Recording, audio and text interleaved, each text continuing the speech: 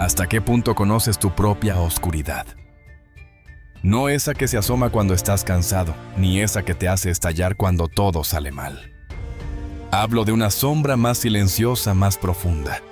La parte de ti que duerme pero que en el contexto adecuado podría despertar. Imagina por un momento que todo lo que te rodea se desmorona: la ley, la vigilancia, el juicio ajeno. Estás solo. Nadie te mira. Nadie te detendrá. ¿Actuarías como siempre creíste que lo harías? ¿O descubrirías que en tu interior vive alguien a quien no reconoces? Nos gusta pensar que somos inquebrantables, que la bondad es algo que llevamos de nacimiento. Pero ¿y si no lo fuera? ¿Y si el bien fuera solo una construcción social frágil moldeada por las circunstancias? Lo que llamamos moralidad puede no ser más que una delgada capa de barniz, fácilmente erosionada por el miedo, la presión o el poder. Y cuando eso sucede, cuando las reglas desaparecen, lo que emerge no siempre es nuestra mejor versión. Tal vez te resulte incómodo escucharlo, pero esa incomodidad es necesaria. Porque el verdadero peligro no está en reconocer nuestras sombras, sino en fingir que no existen. Decirte a ti mismo que jamás podrías dañar a otro ser humano es irónicamente lo que te vuelve más vulnerable. La historia está llena de personas comunes que hicieron cosas impensables. No por maldad pura, sino por obediencia, por miedo, por sentirse parte de algo más grande. O simplemente por no cuestionar. ¿Y tú? ¿Alguna vez has seguido una orden, sabiendo que no era lo correcto? ¿Has guardado silencio cuando alguien fue humillado solo para no incomodar? Esas pequeñas decisiones, esas grietas invisibles, son el inicio del abismo. La oscuridad no siempre llega con estruendo. A veces se filtra gota a gota hasta inundarlo todo. Y cuando te das cuenta ya no eres el mismo. Ya no sabes en qué momento dejaste de ser tú. Este video no es para los que buscan certezas. Es para los que se atreven a mirar hacia adentro, aunque lo que encuentren no les guste. Porque solo quien reconoce sus sombras puede elegir no dejarse gobernar por ellas. No estamos aquí para señalar culpables, sino para hacernos la pregunta que más tememos. ¿Quién soy cuando nadie me ve? ¿Quién soy cuando el miedo me domina? Cuando la autoridad me lo exige, cuando el entorno me empuja. Y antes de seguir, si este mensaje ya ha tocado algo dentro de ti, si alguna parte de tu interior se ha estremecido, haz que esta conversación llegue más lejos. Dale like, comenta con honestidad, comparte este video con quien necesite abrir los ojos y suscríbete a Conexión Psicológica. Porque mientras más lúcida es nuestra mirada, menos probable es que nos convirtamos en aquello que juramos combatir. Nos gusta pensar que somos estables, inquebrantables, que haríamos lo correcto sin importar la circunstancia, que en medio del caos, nosotros seríamos los que mantendrían la calma, los que protegerían, los que se alzarían contra la injusticia. Pero esa certeza es muchas veces solo una ilusión reconfortante. La realidad es que la línea entre lo que consideramos bien y lo que condenamos como mal es más delgada de lo que queremos admitir y se desvanece más rápido de lo que imaginamos cuando se mezcla con la presión, la costumbre o el silencio. Basta una pequeña transgresión, algo tan simple como tomar una moneda que no es tuya porque nadie la reclamó, una mentira pequeña para no hacer daño, una mirada hacia otro lado mientras alguien sufre porque no es asunto tuyo. Ese es el punto de partida. No es dramático, no es cinematográfico, es imperceptible. Pero marca el comienzo de una grieta. Y lo peligroso de esa grieta no es su tamaño inicial, sino lo fácil que es acostumbrarse a ella. Lo rápido que se convierte en parte del paisaje moral. Lo sencillo que es justificarla con frases como «todos lo hacen, no es tan grave». O «yo no soy como los verdaderos malos». El mal rara vez irrumpe con estruendo. Se infiltra. Llega disfrazado de necesidad de obediencia, de oportunidad. Y cuando lo normalizamos, cuando dejamos de verlo como lo que es, y comenzamos a tratarlo como una parte inevitable de la vida, ya es demasiado tarde, porque hemos dejado de resistir. Y cuando dejamos de resistir, comenzamos a participar. Así comienza el descenso. No con atrocidades, no con decisiones escandalosas, sino con pequeños pasos. uno tras otro, minúsculos, silenciosos, pero constantes. Cada uno de esos pasos erosiona la ética personal, desgasta esa brújula interna que antes parecía tan firme. Y cuando queremos darnos cuenta, ya no reconocemos el camino que hemos recorrido. Ya no estamos donde empezamos. Ya no somos quienes éramos. Y lo más alarmante es que nadie está exento. No importa cuántos libros leas, cuánta bondad cultives, cuán firmes creas que son tus valores. Si no estás atento, si no vigilas tus propias decisiones cotidianas, puedes deslizarte sin notarlo. Porque nadie se convierte en monstruo de la noche a la mañana. Se convierte en monstruo lentamente mientras sigue creyendo que sigue siendo una buena persona. Tal vez por eso la frase "yo nunca haría eso" es tan peligrosa, porque no reconoce la fragilidad humana, porque no acepta que bajo la presión adecuada cualquiera puede ceder, cualquiera puede justificar, cualquiera puede participar. Y esa negación es precisamente lo que hace que se repita la historia, una y otra vez. Personas comunes en contextos extraordinarios haciendo cosas que jamás imaginaron. La bondad no es un estado permanente, es una elección constante, una vigilancia continua. Y la ilusión de que ya somos buenos por naturaleza es quizás la mayor debilidad de todas. Philip Zimbardo nos lo advirtió con una crudeza imposible de ignorar. No somos tan fuertes como creemos, ni tan independientes como nos gustaría pensar. La situación, el contexto, el entorno, todo eso puede moldear nuestras decisiones mucho más que cualquier rasgo de carácter que creamos tener grabado a fuego. No somos rocas firmes en medio del huracán. Somos hojas a veces arrastradas por una corriente de expectativas, presiones y normas invisibles que sin darnos cuenta comienzan a decidir por nosotros. Es fácil creer que actuamos por convicción, que cada una de nuestras elecciones es una manifestación directa de nuestros valores más profundos. Pero ¿cuánto de lo que hacemos lo decidimos realmente nosotros? ¿Y cuánto lo dicta el escenario en el que nos encontramos? El experimento de Stanley Milgram puso esa pregunta en el centro del debate ético moderno.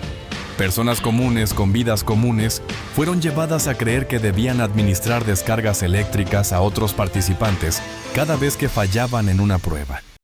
Al principio dudaban, titubeaban, pero cuando una figura de autoridad les decía con voz firme, "Continúe, es necesario para el experimento", obedecían. Y obedecían hasta el final. Más del 65% de los participantes llegó a aplicar el voltaje máximo, a pesar de los gritos, las súplicas, el sufrimiento evidente del otro. No eran monstruos, no eran sádicos, eran personas como tú y como yo. Personas que, colocadas en una situación cuidadosamente diseñada, renunciaron momentáneamente a su conciencia.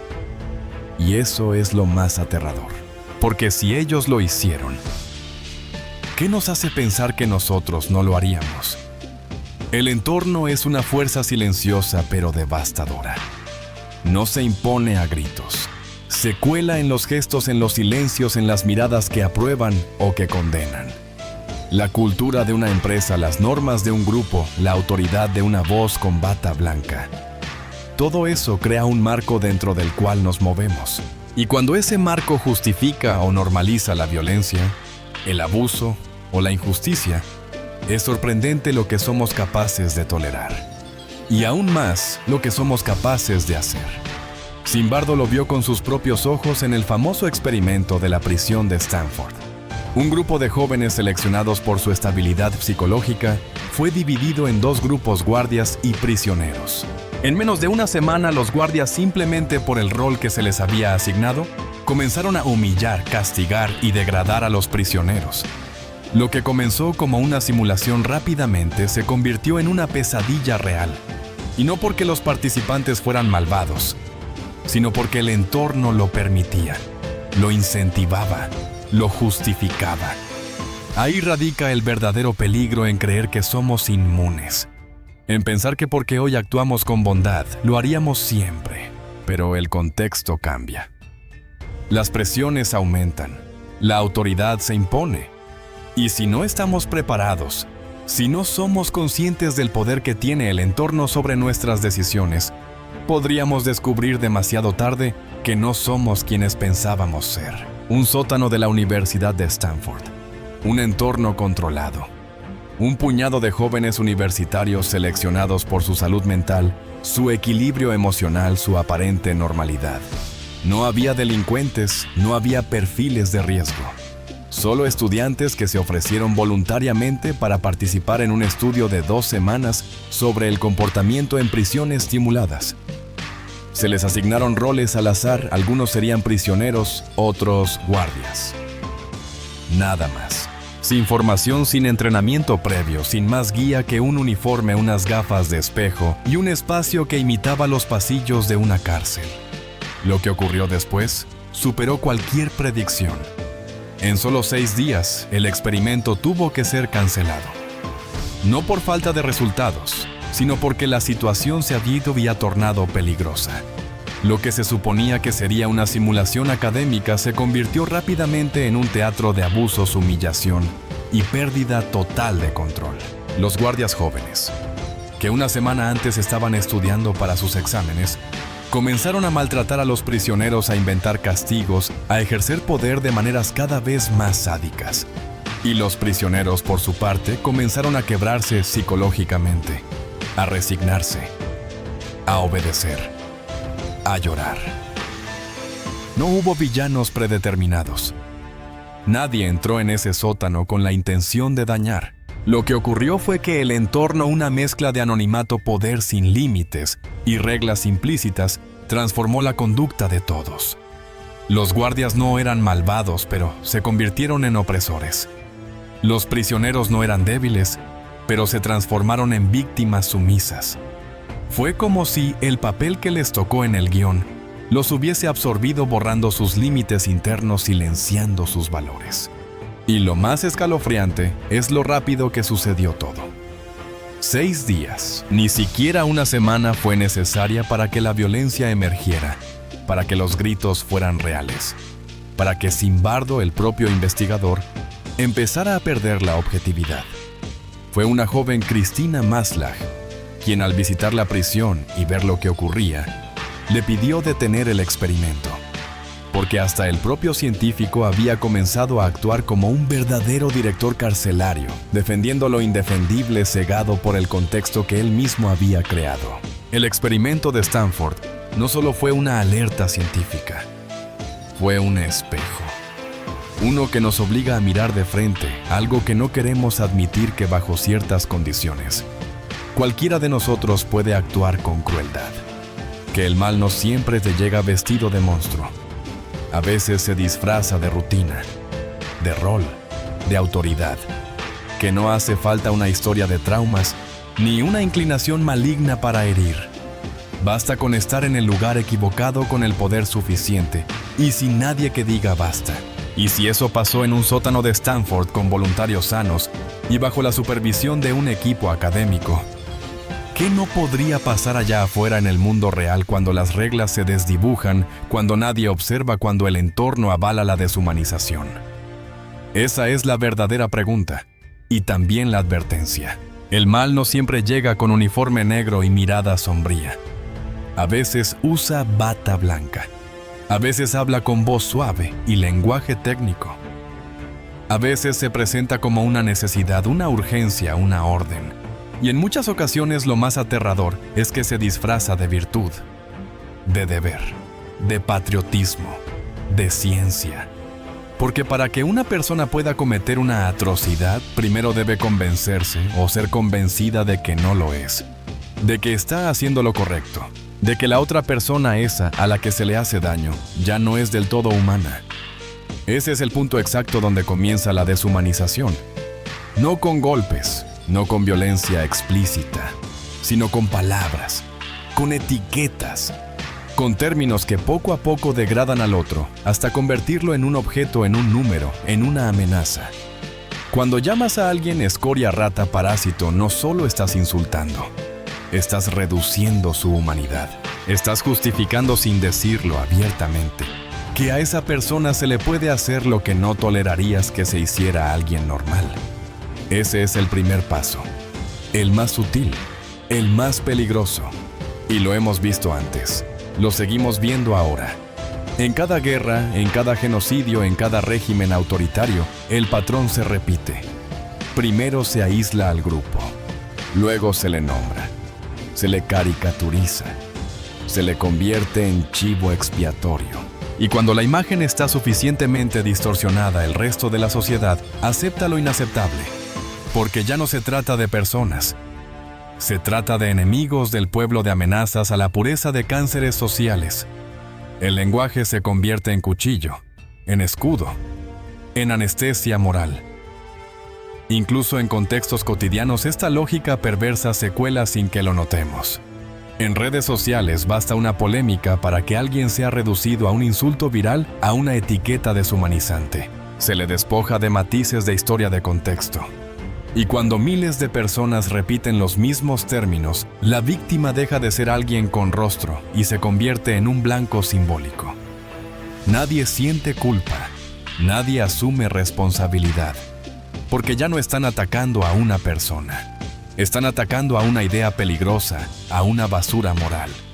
Y entonces aparece el lenguaje eufemístico ese que envuelve la brutalidad en palabras suaves. La tortura se llama interrogatorio mejorado. El asesinato de civiles, daño colateral. La exclusión sistemática, reordenamiento social. Así se barre la sangre bajo la alfombra. Así se duerme tranquilo después de ejecutar el horror. Porque si las palabras son limpias, lo que representan no puede ser tan sucio, ¿verdad?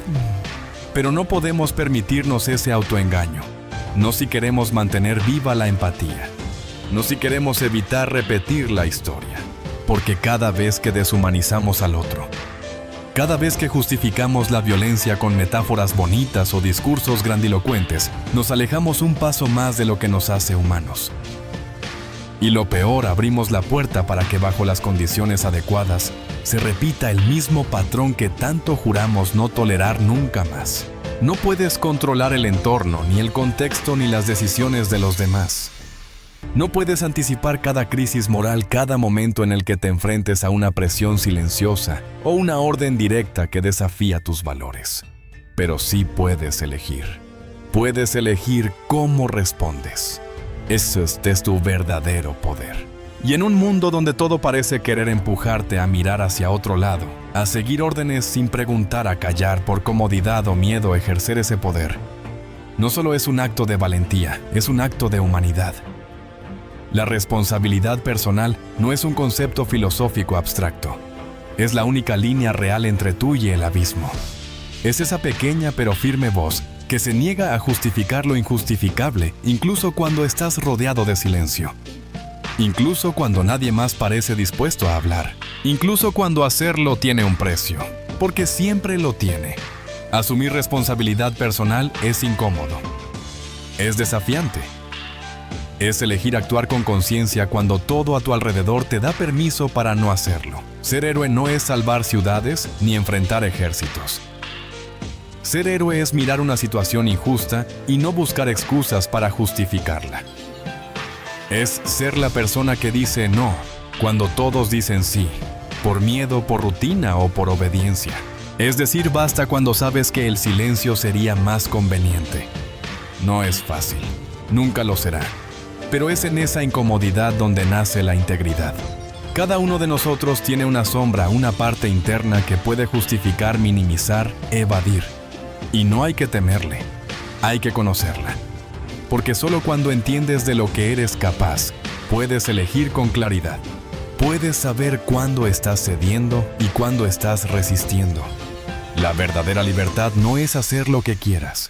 Es tener la capacidad de decidir con lucidez en momentos en los que todo te empuja a actuar sin pensar. Y sí, la autoridad tiene peso. Un título, un uniforme, una jerarquía. Pero no lleva consigo la verdad absoluta. No exime de juicio. Porque detrás de cada solo cumplía órdenes, hay una decisión que sí pudo haberse tomado de otra forma. Cuestionar a la autoridad no es rebeldía sin causa. Es una obligación moral cuando las órdenes contradicen los principios más básicos de dignidad y respeto humano. La historia está llena de quienes obedecieron ciegamente y también de quienes se detuvieron a pensar. Y es por esos últimos que aún conservamos esperanza. La responsabilidad personal es incómoda, pero es lo único que nos protege del colapso moral. No son las leyes, ni las instituciones, ni las reglas externas. Es esa elección diaria casi invisible de actuar con conciencia, de decir la verdad aunque tiemble la voz, de ser íntegro incluso cuando nadie te está mirando. Y esa, aunque parezca pequeña, es una de las decisiones más grandes que puedes tomar. Porque al final del día, no hay entorno, presión o ideología que pueda justificar la renuncia a tu propia conciencia. La línea entre el bien y el mal no es un muro sólido que nos separa para siempre de un lado u otro. Es un hilo, fino, frágil, a veces casi invisible. Y cada uno de nosotros lo pisa todos los días sin saberlo. No lo cruzamos con grandes decisiones dramáticas ni con actos monstruosos de un solo golpe. Lo hacemos con pasos pequeños, imperceptibles, justificables. Un gesto que ignoramos, una palabra que no cuestionamos, una injusticia que callamos. Así comienza todo. Y cuando abrimos los ojos, a veces ya es demasiado tarde. No se trata de ver monstruos en todas partes. Se trata de entender que el monstruo también puede estar dentro, que no hay vacuna definitiva contra la crueldad, que ser buena persona no es una identidad fija, sino una práctica constante, una vigilancia interna que no se apaga, porque el contexto importa, la presión pesa y la autoridad seduce. Pero al final la elección es nuestra. Cada decisión, cada silencio, cada gesto tiene peso, tiene eco. Por eso no puedes ser espectador de tu propia moralidad. No puedes mirar tu vida como si no tuvieras control. Tienes la responsabilidad y también el poder de actuar, de cuestionar, de elegir. Y esa elección no es grandiosa, ni épica, ni perfecta. Es cotidiana, es discreta, es mirar al otro y verlo como humano. Es preguntarte si lo que haces suma o resta, si te acerca a quien quieres ser o te aleja. Es decidir que incluso en la oscuridad no vas a apagar tu luz. Recuerda esto, nadie se convierte en héroe de un día para otro. Nadie se convierte en monstruo de golpe. Lo que somos se moldea en lo que hacemos cuando creemos que nadie nos está mirando, en lo que permitimos, en lo que justificamos. Así que, hazte esta pregunta. ¿Quién estás siendo cuando nadie te juzga? ¿Qué eliges cuando no hay consecuencias aparentes? Porque justo ahí es donde empieza todo. Y si esta reflexión ha resonado contigo, si alguna vez sentiste que estabas cerca de cruzar esa línea, aunque fuera con un pensamiento, una omisión, una obediencia silenciosa, cuéntamelo en los comentarios. Este no es solo un monólogo. Es una conversación que necesitamos seguir teniendo. Porque cuanto más conscientes somos, más difícil es caer sin darnos cuenta. Y si crees que este mensaje puede ayudar a alguien a detenerse a pensar, a mirar hacia adentro, compártelo. No por vanidad, sino por responsabilidad. Suscríbete a Conexión Psicológica y activa la campanita.